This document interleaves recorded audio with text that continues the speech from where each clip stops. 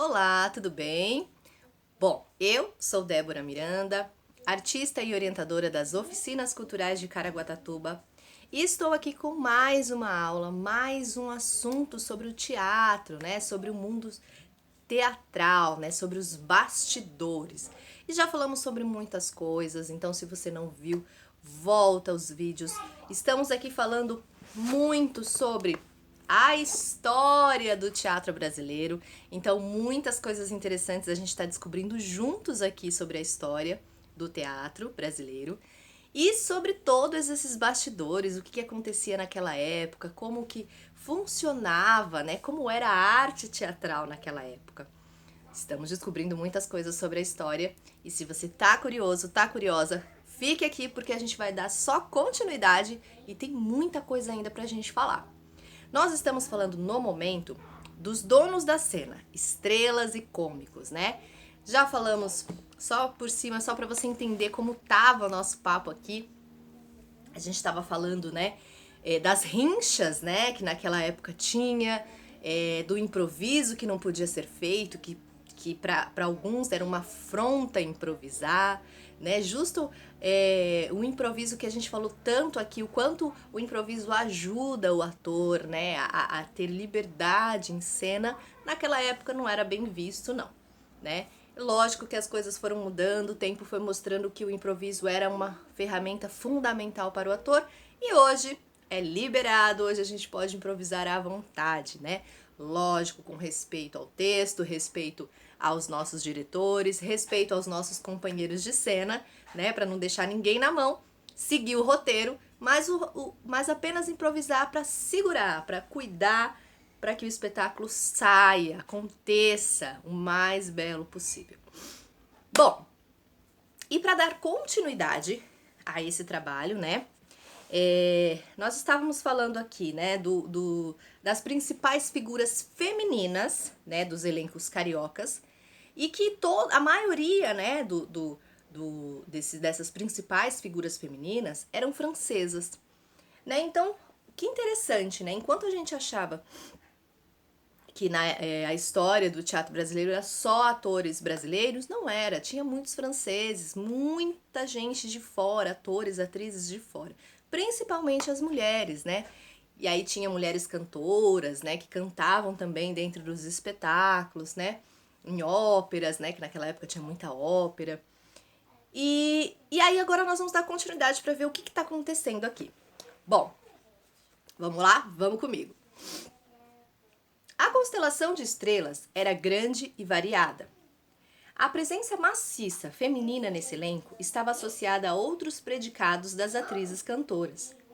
A imagem de diva assumida por estas artistas tinha, na verdade, sentidos que eram construídos no tablado, mas ultrapassavam suas dimensões, enquanto as divas italianas dominavam o cenário da ópera.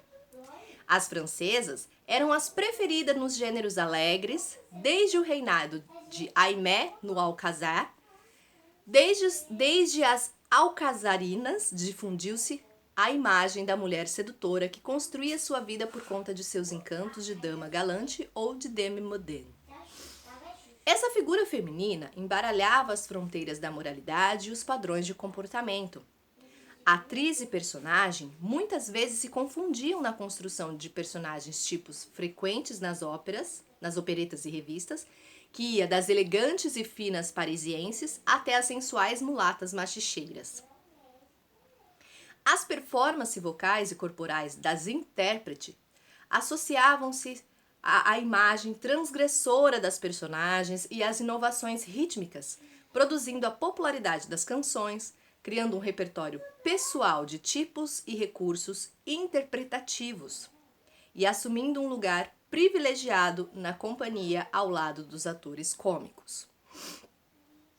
São emblemáticas as histórias de algumas atrizes cantoras que fizeram carreira no Rio de Janeiro. Blanche Grau era filha de um comerciante francês, mas nascera na Rússia. Chegou no Rio com a Companhia Francesa de Operetas e Óperas Líricas Maurice Grau em 1882, vinda de uma turnê pelos Estados Unidos. Foi encontrada por Braga Júnior no Príncipe Imperial, passou depois para o Recreio. Trabalhou também com Dias Braga, o seu grande êxito em O Mandarim. Tornou-se a popular na cidade. Gente, todos esses nomes que eu tô falando aqui de peças, de pessoas, de espetáculos, para quem é do teatro, né, os profissionais do teatro conhecem todas essas peças. Então são peças que talvez vocês não conheçam, como Mandarim, o nome do Dias Braga, Álvares de Azevedo, que a gente já falou aqui. Muitos, a gente trabalhou, conheceu os trabalhos, óbvio, né, que não conhecemos as pessoas, mas conhecemos o trabalho dessas pessoas, porque faz parte dessa, né, da área teatral.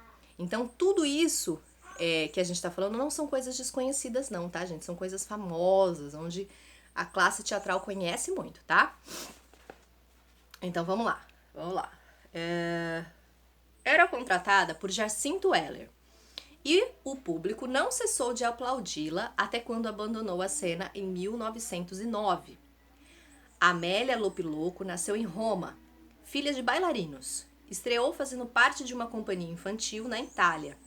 Depois foi para Paris, onde se apresentou como cancionetista, percorrendo depois a França e a Espanha.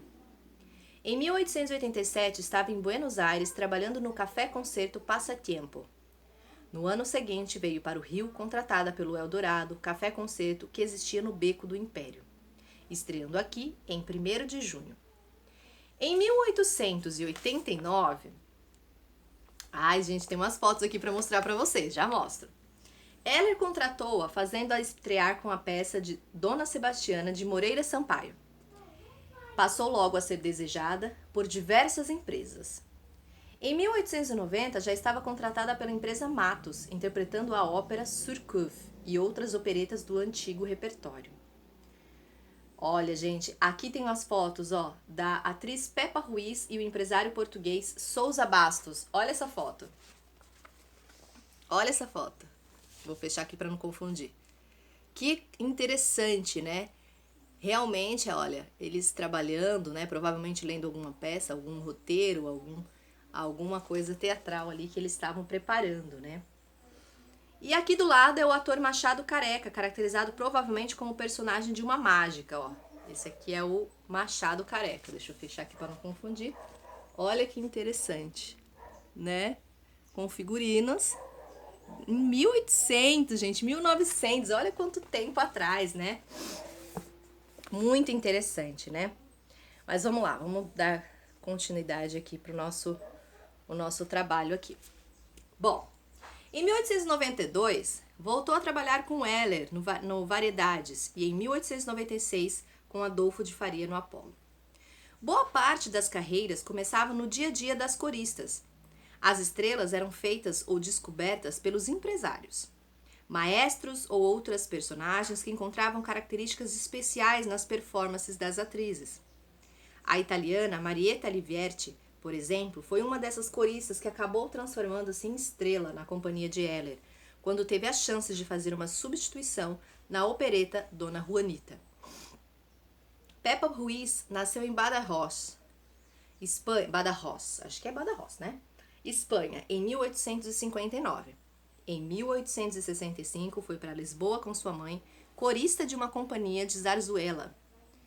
Em 1875, estreou fazendo pequenos papéis em uma revista de Sousa Bastos no velho teatro da Rua dos Condes. A sua estreia foi uma revelação que, aliada à sua beleza, animou Sousa Bastos a tomá-la sob sua direção e fazê-la sua futura estrela. Durante 6 anos, o empresário colocou Pepa Ruiz à frente de suas companhias entre Lisboa e Porto, não só nas revistas de ano, mas em todo o repertório de operetas, dramas, comédias, que Pepa interpretava com um êxito sempre crescente. Que interessante, né? Agora vamos finalizar aqui falando de Pepa. Em sua primeira estada no Brasil, o êxito de Pepa foi estupendo, começando a temporada brilhantemente no Príncipe Imperial em 1882. Sousa Bastos regressou com Pepa a Portugal para lançá-la na Rua dos Condes como a rainha absoluta da revista e conseguiu seu intento. Então, olha só que mulher, né? Essa daqui, ó. Que mulher, né? Ela se tornou a rainha, né? Das revistas. Gente, que interessante, né? Então, assim, a mulher, ela era naquela época era bem vista dentro dos teatros, né? Que interessante. Bom, mas eu vou cortar essa aula aqui e nós vamos dar continuidade na próxima. Então, se você quer saber mais sobre Peppa e outros grandes nomes do teatro brasileiro, fica aqui comigo, continua, curte, compartilha, que nós vamos falar muito ainda do teatro brasileiro, tá bom? Beijo, até mais!